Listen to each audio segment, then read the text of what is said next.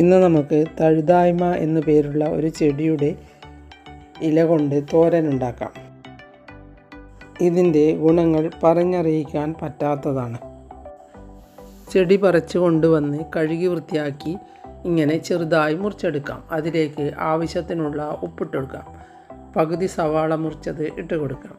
ഇനി അതിലേക്ക് 2 table spoon തേങ്ങ ഇട്ട് കൊടുക്കാം. 1/2 ടീസ്പൂൺ മുളക് പൊടി ഇട്ട് കൊടുക്കാം. 1/4 ടീസ്പൂൺ മഞ്ഞൾപ്പൊടി ഇട്ട് കൊടുക്കാം. എല്ലാം ഒന്ന് ചേർത്തെടുക്കാം. ചീനച്ചട്ടിയിലേക്ക് 1 ടേബിൾ സ്പൂൺ വെളിച്ചെണ്ണ ഒഴിച്ച് കൊടുത്ത് അതിലേക്ക് 2 നുള്ളി കടുകും 2 വറ്റൽമുളകും പൊട്ടിച്ചെടുക്കാം. അതിനുശേഷം ചെറുതായി മുറിച്ച് മസാല ചേർത്ത് വെച്ച ഇല അതിലേക്ക് ഇട്ട് കൊടുക്കാം.